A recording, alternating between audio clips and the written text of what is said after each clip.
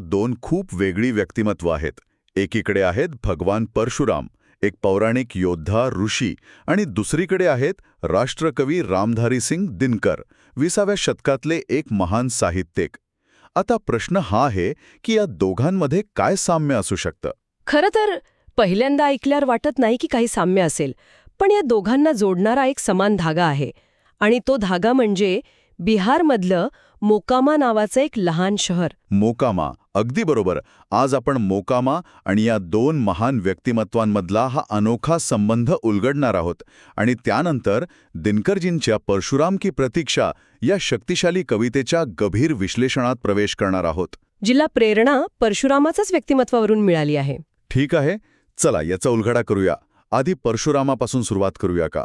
मोकामामध्ये परशुरामाचं काय महत्त्व आहे? तर मोकामामध्ये परशुरामाची 2 मंदिरं आहेत, एक जुनं आणि एक नवीन. पण इथली सगळ्यात अनोखी गोष्ट म्हणजे तिथली मूर्ती. आपल्याला मिळालेल्या माहितीनुसार इथल्या मूर्तीमध्ये परशुरामाच्या हातात नेहमीप्रमाणे परशू किंवा कुऱ्हाड नाहीये. एक मिनिट, परशू नाहीये? मग काय आहे? परशुरामाच्या हातात परशू नाही, हे कसं शक्य आहे? हो, आणि इथेच तर खरी गंमत आहे. त्यांच्या हातात आहे धनुष्यबाण. धनुष्यबाण? वा, हे तर पूर्णपणे वेगळं आहे. म्हणजे यामागे एक स्थानिक दंतकथा आहे. असं मानलं जातं की प्राचीन काळी जेव्हा हे ठिकाण घनदाट जंगल होतं, तेव्हा भगवान परशुराम इथे विश्रांतीसाठी थांबले होते. अच्छा. हो, आणि अजून एक कथा सांगितली जाते जी जास्त प्रचलित आहे. एकदा एका मौलवीने हत्तींसाठी तिथलं एक पवित्र पिंपळाचं झाड तोडण्याचा प्रयत्न केला. आणि गावकऱ्यांनी नक्कीच विरोध केला असणार. हो, त्यांनी खूप विरोध केला, पण मौलवीने त्यांचं ऐकलं नाही आणि झाड तोडलंच.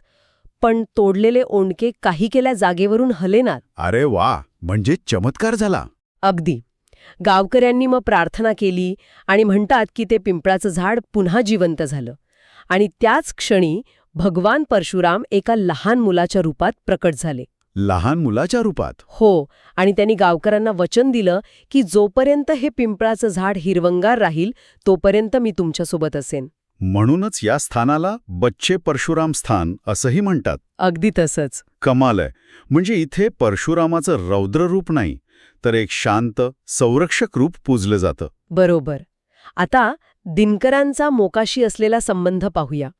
आपल्याला मिळालेल्या माहितीनुसार रामधारी सिंग दिनकर हे मोकामा घाट रेल्वे हायस्कूलचे विद्यार्थी होते. आणि याचा पुरावा म्हणून त्या शाळेच्या प्रवेशद्वाराचं छायाचित्र आहे, ज्यावर दिनकर द्वार असं नाव कोरलेलं आहे. हो, त्या काळी मोकामा घाट हे एक महत्त्वाचं रेल्वे जंक्शन होतं, त्यामुळे तिथल्या शाळेला एक वेगळं महत्त्व होतं. सगळ्या वातावरणाचा नक्कीच प्रभाव पडला असणार. आता आपण दिनकरांच्या सर्वात प्रसिद्ध आणि शक्तिशाली कवितांपैकी एक असलेल्या परशुराम की प्रतीक्षाकडे वळूया. या कवितेची पार्श्वभूमी खूपच नाट्यमय आहे, नाही का? हो, 1962च्या भारत-चीन युद्धाची ती पार्श्वभूमी होती. त्या युद्धात भारताचा पराभव झाला होता आणि संपूर्ण देशात एक निराशा आणि संतापाचं वातावरण होतं. आणि ह्या पराभवाने संतप्त झालेल्या दिनकरांनी आपल्या लेखणीतून तो सगळा राग, तो संताप या कवितेत व्यक्त केला. अगदी. त्यांनी प्रश्न विचारला की एका धूर्त शत्रूसमोर शांतता आणि अहिंसेचं धोरण किती काळ टिकणार. त्यांनी आपल्या कवितेतून राष्ट्राला एका नव्या परशुरामाची वाट पाहण्याचं आवाहन केलं. पण हा नवा परशुराम म्हणजे केवळ एक पौराणिक पात्र नाही, बरोबर? नाही, तो भारताचा जागृत झालेला आत्मा आहे. दिनकर म्हणतात, यह और नहीं कोई, केवळ हम तुम है. म्हणजे हा परशुराम आपल्यापैकी कुणामध्येही जागृत होऊ शकतो. बरोबर. आणि दिनकरांनी या कवितेत निष्क्रिय नेते आणि विचारवंतांवरही टीका केली आहे.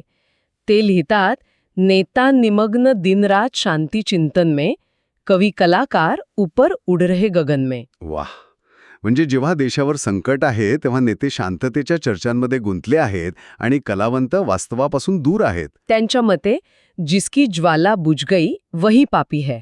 जिसकी ज्वाला बुझ गई वही पापी है. क्या ओळा आहे. म्हणजे ज्याच्या आतली आग विझली आहे तोच खरा पापी आहे. अगदी. ही कविता केवळ युद्धाचं आवाहन नाही, तर ती एका नव्या भारताचं स्वप्न आहे. दिनकरांनी कल्पिलेला नवा परशुराम हा गांधी गौतमांचा त्याग आणि शंकराचा वैराग्य घेऊन येतो. आणि त्याच्या एका हातात धर्मग्रंथ आहे, तर दुसऱ्या हातात विज्ञान, परंपरा आणि आधुनिकता यांचा संगम. इतकंच नाही, तर त्यांनी भारतीय स्त्रीची एक नवीन प्रतिमा सादर केली आहे. ती केवळ सौंदर्याची मूर्ती नाही तर वह नहीं काम की लता वीर बाला है. बरोबर, ती एक वीर योद्धा आहे. तर या सगळ्याचा अर्थ काय निघतो? याचा अर्थ असा की मोकामा या एकाच शहरात परशुराम या संकल्पनेचे दोन वेगवेगळे पैलू दिसतात. एक म्हणजे पौराणिक शांत बालकाच्या रूपात दर्शन देणारा रक्षणकर्ता, आणि दुसरा म्हणजे त्याच शहरात शिकलेल्या कवीने आपल्या कवितेतून आवाहन केलेला उग्र, अन्यायाविरुद्ध लढणारा योद्धा. म्हणजे हे शक्य आहे की आपल्या तरुणपणी मोकामामध्ये असताना दिनकर त्या स्थानिक योद्धा ऋषीच्या कल्पनेने नकळतपणे प्रभावित झाले असतील. अगदी बरोबर. म्हणूनच परशुराम की प्रतीक्षा ही केवळ एका युद्धावरची प्रतिक्रिया नाहीये, ती भारतीय चेतनेतील त्या चिरंतन शक्तीचं आवाहन आहे, जी योग्य वेळी अन्यायाविरुद्ध उभी राहते. आणि या शक्तीचं एक मूळ दिनकरांच्या शिक्षणाच्या शहरात मोकामामध्ये आहे. हो, म्हणजे दिनकरांनी अशा परशुरामाची कल्पना केली आहे जो परंपरा म्हणजे धर्मग्रंथ आणि आधुनिकता म्हणजे विज्ञान यांचा समतोल साधतो. हो.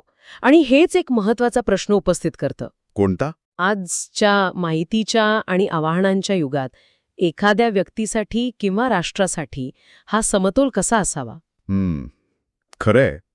न्याय्यशक्ती आणि आंधळा आक्रमकपणा यांच्यातली सीमारेषा कुठे आहे? यावर नक्कीच विचार करायला हवा.